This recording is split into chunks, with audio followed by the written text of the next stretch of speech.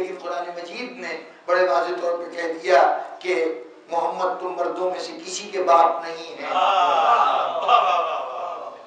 باقاعدہ آیت قرآنی نے یہ حضور کی ذات کے ساتھ یہ قول لگا دیا کہ تم میں جتنے بھی مرد ہیں ان میں سے کسی کے بھی باپ رسول نہیں ہیں.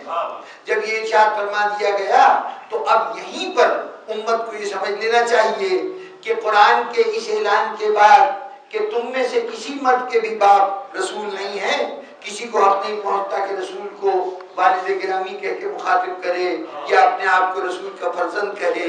جب خدا نے یہ حکم امتناعی جاری کر دیا، اب اگر رسول کسی کو کہیں یہ میرا بیٹا ہے تو یہ سمجھ لیجیے کہ امت اور ہے اور کیا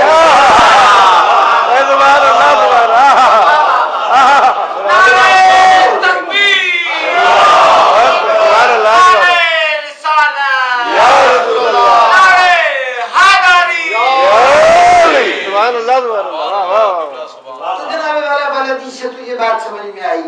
لیکن میرا مسئلہ جو اس وقت اس گفتگو کو یہاں تک لانے کا سبب بنا ہے وہ مسئلہ اس سے آگے کی بات ہے.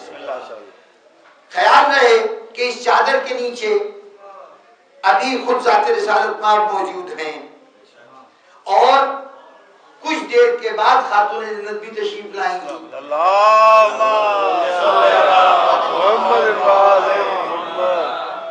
لیکن خود حضور کی ذات مسلمہ طور پر شافع روز جزا ہے، شفیع المذنبین. آپ کے خطابات میں سے ایک خطاب ہے کہ قیامت کے دن گنہگاروں کی شفاعت کریں گے حضور. اب اس شفاعت کو کس حد تک کون مانتا ہے، کیا سمجھتا ہے، وہ بحث میرا موضوع نہیں ہے کہ کتنی کی اور کیسی شفاعت کریں گے. یہ اپنے اپنے ان سے تعلق کے اوپر منحصر ہے. جس کا جتنا زیادہ تعلق ہے اسے اتنا زیادہ شفاعت کی امید ہے. ہر شخص دنیا میں کسی سے آپ یہ سمجھتے ہیں کہ مجھے کام نکلوانا ہے تو ڈھونڈتے ہیں کسی ایسے کو کہ جس کو ان صاحب سے بہت زیادہ تعلق ہو کہ جو یہ کام کریں گے. اگر تعلق والا مل گیا تو کہا گیا کہ جی آپ کا تعلق بہت زیادہ ہے، آپ کے بہت مانتے ہیں، تو ذرا آپ ان سے کہہ دیجئے. تو گویا کسی سے شفاعت کے لیے سفارش کے لیے کہنے کے لیے بھی وہ چاہیے کہ جو تعلق رکھتا ہو. اب جن کا کوئی تعلق ہی ذات رسالت سے نہ ہو وہ جانے ان کے تعلقات ہمیں یقین کامل ہے کہ ہمارا شفیع روز جزا وہی ذات ہوگی جو گناہوں کا گنہگاروں کا شفاعت کا اہتمام. خود رسول تشریف فرما ہیں جن کے شفیع المذنبین ہونے میں، شفیع روز جزا ہونے میں کسی کو کوئی شک و شبہ نہیں ہے. اب جو خود شفیع ہے روز جزا کا وہ امام حسین سے کیسے کہہ رہا ہے یا شافع امتی، اے میری امت کی شفاعت کرنے والے. یہ بات زبان رسالت پہ کیوں آ رہی ہے امام حسین کے لیے کہ اے وہ ذات کے جو قیامت کے دن میری امت کی شفاعت کرے. اگر کوئی اور کہہ رہا ہوتا تو ہم کہہ سکتے تھے کہ یہ اس نے خوش فہمی کا مظاہرہ کیا ہے، امام کی ذات سے وہ چیز نسبت دے رہا ہے جو کام در حقیقت جناب رسالت مآب کا تھا. لیکن یہ دوسروں کے لیے تو کہا جا سکتا ہے. جب حضور ارشاد فرمائیں تو اب اس سے بڑھ کر مستند بات تو کوئی نہیں ہو سکتی نا. حضور کہہ رہے ہیں کہ تو شافع امت ہے، میری امت کی شفاعت کرنے والی ذات تو ہے. یہ خطاب کر رہے ہیں امام حسین سے جناب رسالت مآب صلی اللہ علیہ وسلم. تو میرا سوال یہ ہے کہ حضور نے یہ خطاب امام حسین کو کیوں دیا؟ بس جناب اس سوال پہ غور کرتے ہوئے پہلی بات یہ کہ حضور جو شافع مذنبین ہیں، جو شافع امت ہیں، خود جناب رسالت مآب صلی اللہ علیہ وسلم، یہ شفاعت حضور کو منصب رسالت پر فائز ہونے کے نتیجے میں عطا ہوئی ہے یا یہ شفاعت اللہ نے یوں ہی اپنے اس حبیب کو دے دی ہے یا یہ شفاعت رسول نے کسی حق کی بنیاد پر حاصل کی ہے.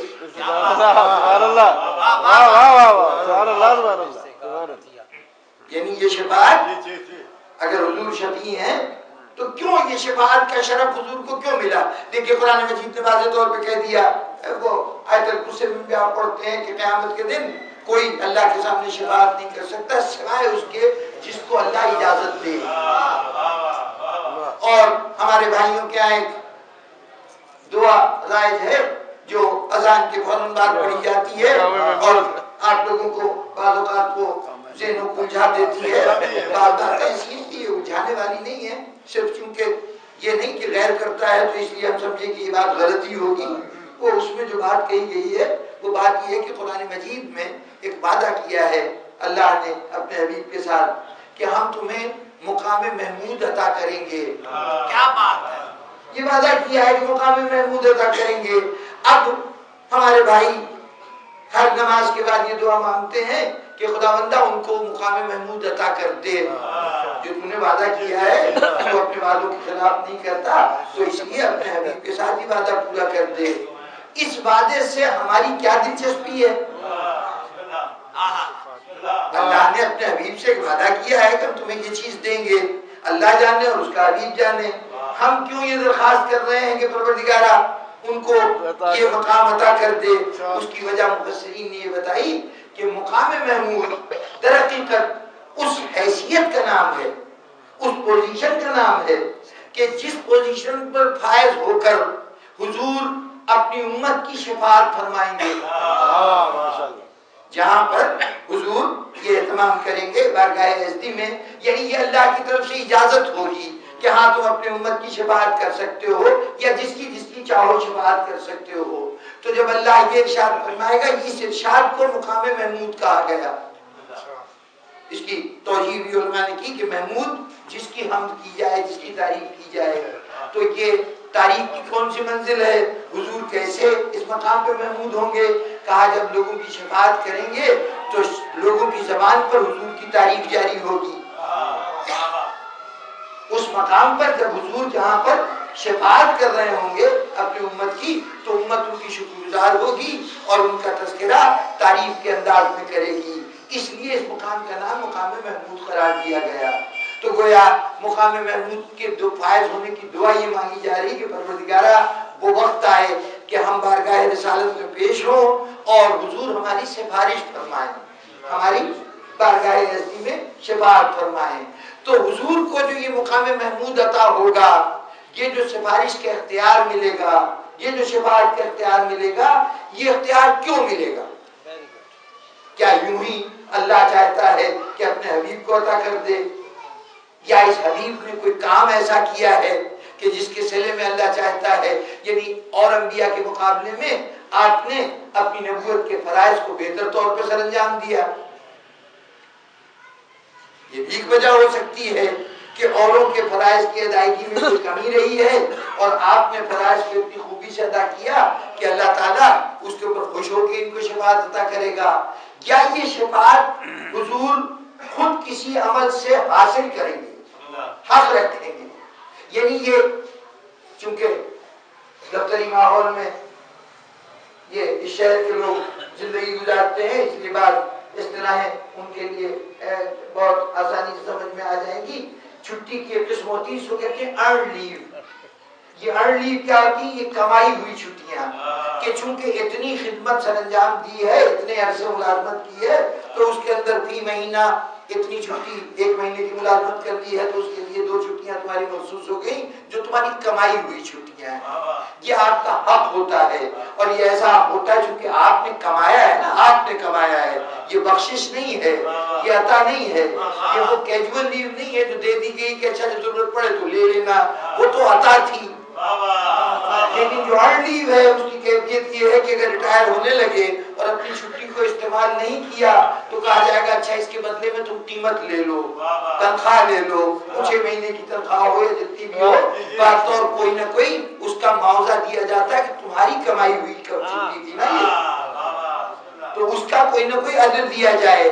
اب سوال یہ ہے کہ یہ جو شفاعت کا حق ہے یہ رسول کا اپنا کمایا ہوا ہے یا رسول کو اللہ نے عطا کیا ہے؟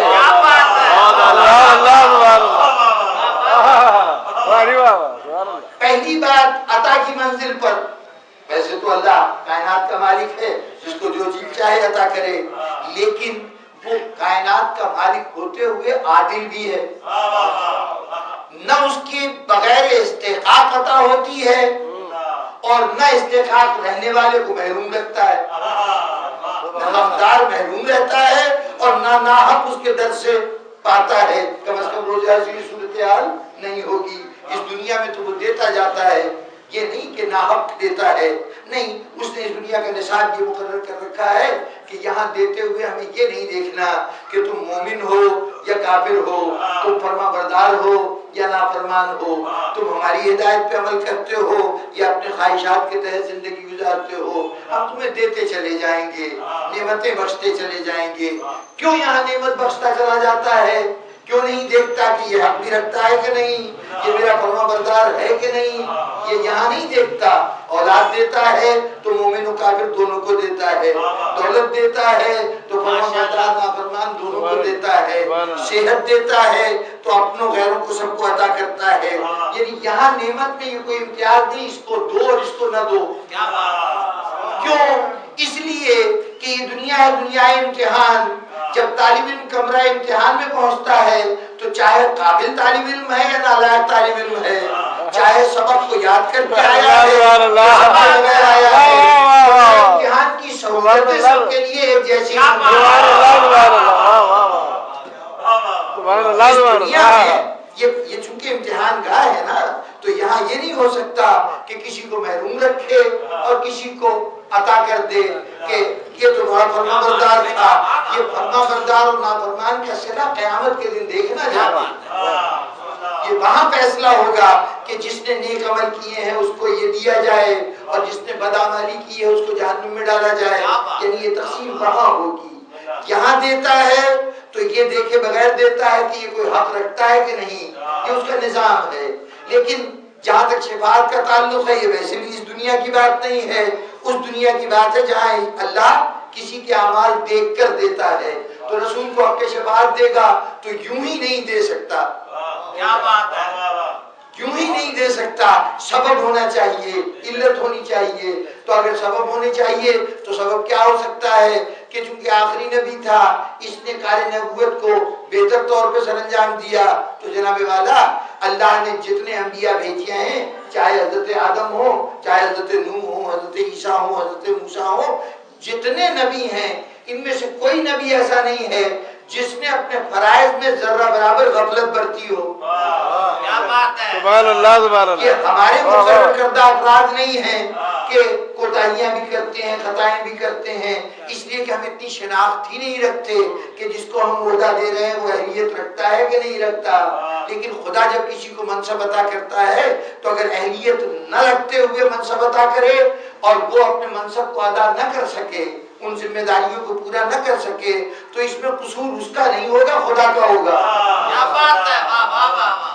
بغیر صلاحیت کو دیکھے ہوئے اگر اللہ عطا کر دے کسی کو عہدہ اور منصب بھی کون سا، نبوت کا منصب، رسالت کا منصب، وہاں یقیناً اس نے جس کو اس منصب پہ فائز کیا ہے وہ کما حق قبو، جس طرح عمل کرنے کا حق ہے اس طرح وہ حق ادا کرتا ہے۔ اب یہ اور بات ہے کہ کسی کے ذمہ چھوٹا سا کام تھا، کسی کے ذمہ بڑا سا کام تھا، یہ صلاحیتیں دیکھ کر اللہ نے خود کام کی تقسیم کی تھی، لیکن جہاں تک کام کی ادائیگی کا تعلق ہے جو حصہ ان کو کرنا تھا، لیکن نبوت دینا اللہ کا کام تھا، نبوت کے فرائض متعین کرنا اللہ کا کام تھا، ان فرائض کو ادا کرنا نبی کا کام تھا۔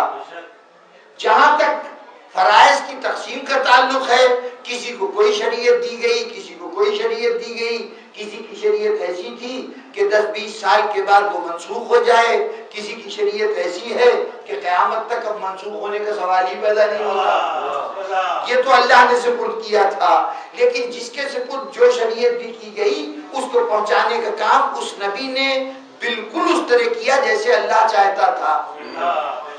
تو اس لیے فرائض کی ادائیگی کے اعتبار سے کسی نبی کو کسی پہ فوقیت حاصل نہیں۔